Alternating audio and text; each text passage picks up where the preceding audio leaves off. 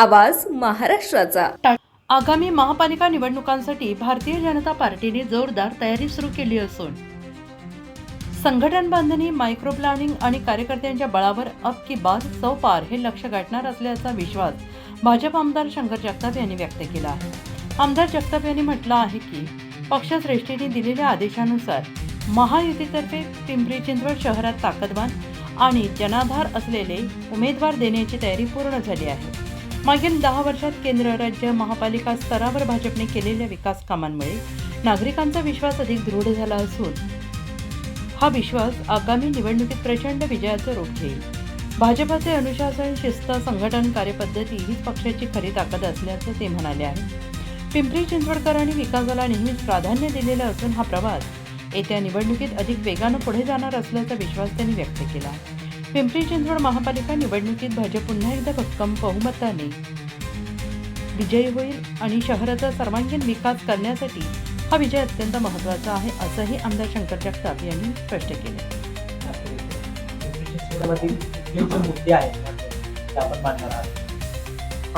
यावेळेस हिवाळी आदेश 8च दिवसाचा आहे।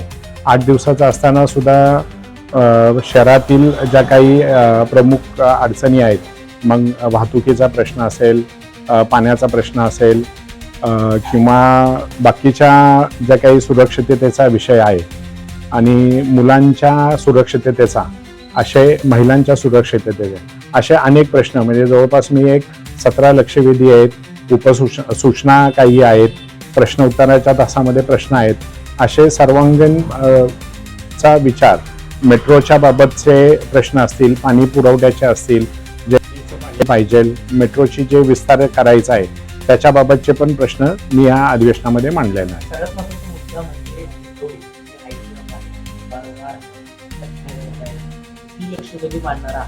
कारण तो आपला लागून असलेला भाग आहे, कारण शहरातील सगळ्यात जास्त नागरिक मी हिंजवडी वाहतुकीचा प्रश्न मागच्या अधिवेशनामध्ये पण मी उपस्थित केला होता आणि त्याच्या अनुषंगाने माननीय मुख्यमंत्री साहेब, दोन्ही उपमुख्यमंत्री यांनी बैठक लावली आणि बैठक लावल्यानंतर बऱ्यापैकी, म्हणजे मी म्हणणार नाही की सगळा प्रश्न सुटला वाहतुकीचा, पण सुरुवात झाली आहे प्रश्न सुटण्यासाठी।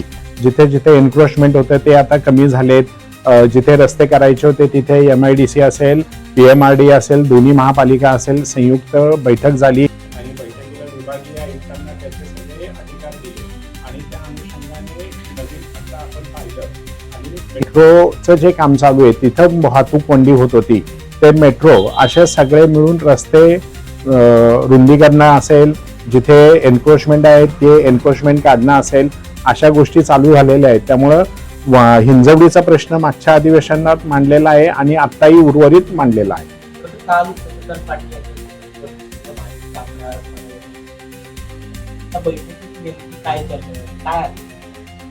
आदेश नाही, भारतीय जनता पार्टी ही असा पक्ष आहे की हा 24/7 आणि 12ही महिने काम करत असतो। इलेक्शन आलेत म्हणून नाही, तर याच्या अगोदर 1 महिन्याभरापूर्वीही माननीय चंद्रकांत दादा येऊन गेले होते आणि आमचे प्रभारी माननीय नामदार मुरलीअण्णा मोहोळ यांना काल बैठकीचं नियोजन त्यांच्यासाठी केलं होतं, पण त्यांचं दिल्लीचं अधिवेशन असल्यामुळे ते न येऊ शकल्यामुळे दादांनी ती बैठक घेतली आणि दादा आणि आम्ही सगळेजण की पुढची कार्यकर्त्यांची रणनीती कशी असावी, निवडणुकीची रणनीती काय आहे त्याच्या संदर्भातली चर्चा झाली। परंतु म्हणून कामाला लागा आम्ही, तुम्ही जर पाहिलं तर भारतीय जनता पार्टी केंद्रामध्ये आणि राज्यामध्ये महायुती म्हणून आम्ही काम करतोय आणि यशस्वीरित्या आपण पाहिलं की वर्षपूर्ती आता महायुतीची झालेली आहे। त्या दृष्टीनेच आम्ही सकारात्मक भूमिकेतूनच आम्ही काम करत आहोत। जिथे दादांनी काल सांगितलं की जिथे युती जवळपास 70% ठिकाणी आम्ही वेगळं लढलो, 30 ठिकाणी युती म्हणून लढलो, जिथे जिथे आहे हायब्रिड पद्धतीने जे आहेत त्या पद्धतीने आम्ही काम करणार आहोत। परंतु आता निवडणूक आलेला आहे, तर येण्याचा पुढा जो आहे कार्यक्रम सर्वात जास्त, त्यामुळं प्राधान्य कुणाला देणार आहे, बाहेरच्या पक्षातून आपल्या पक्षातून प्राधान्य हा निश्चितच आम्ही जो आमचा एकनिष्ठ कार्यकर्ता आहे की जो गेली 10-15 वर्षापासून बूथ लेवल पासून काम करतोय, पक्षवाढीसाठी काम करतोय, पक्ष संघटना वाढीसाठी काम करतोय, त्या कार्यकर्त्याला आम्ही प्राधान्य देणार आहोत. इच्छुकांची बरीच गर्दी आहे. आपण काय क्रायटेरिया ठरवला आहे? इच्छुकांची आज तुम्ही पाहिलं, भारतीय जनता पार्टी ही जगातील सर्वात मोठी सदस्य संख्या असलेली पार्टी आहे. त्यामुळे निश्चितच इच्छुकांची संख्याही आमच्याकडे जास्त आहे. पण इच्छुकांची संख्या असताना त्या प्रत्येक इच्छुक कार्यकर्त्याचं कामाची पद्धत, काम किती केलंय त्यांनी, कार्यपद्धत कशी आहे, तो लोकांपर्यंत किती पोहोचलेला आहे, मग त्यांनी केंद्रातील आणि राज्यातील म्हणजे माननीय पंतप्रधान नरेंद्रभाई मोदी सरकारच्या योजना आणि महाराष्ट्र राज्याचे मुख्यमंत्री देवेंद्र फडणवीस साहेबांच्या योजना किती लोकांपर्यंत पोहोचवल्यात, अशा पद्धतीने आम्ही निकष मांडून आणि जो उमेदवार विजयी होणार आहे ते इलेक्टिंग मेरिटवरच आम्ही उमेदवारी ठरवणार आहोत. एखादा व्यक्तिगत आणि जर राष्ट्रवादीमध्ये ते गेलं, तर मग कसं तुमचं दोन्ही पक्षांचं रिलेशन कसं असेल किंवा आपण त्या कार्यकर्त्यांबद्दल काय म्हणजे काय मनधरणी कशी करणार? नाही, भारतीय जनता पार्टीचा कार्यकर्ता हा एकनिष्ठ कार्यकर्ता असतो आणि तो कधीही असा विचार करत नाही. आणि तुम्ही आतापर्यंत इतिहास पाहिला मागचा, तर भारतीय जनता पार्टीच्या कार्यकर्त्याला जर तिकीट मिळालं नाही तर तो पक्षासाठीच काम करत असतो. आणि भारतीय जनता पार्टी ही एकमेव पार्टी अशी आहे की ते फक्त कार्यकर्त्याचा विचार करतो.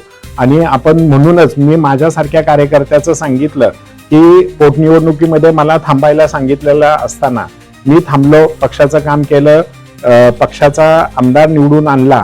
त्याच्यानंतर पक्षाने माझ्यावर मोठी जबाबदारी दिली आणि त्या जबाबदाऱ्या पार पाडल्यामुळे पुन्हा मग मला आमदारकीची संधी मिळाली. त्याच्यामुळे हे उदाहरण सगळ्या कार्यकर्त्यांच्या समोर आहे.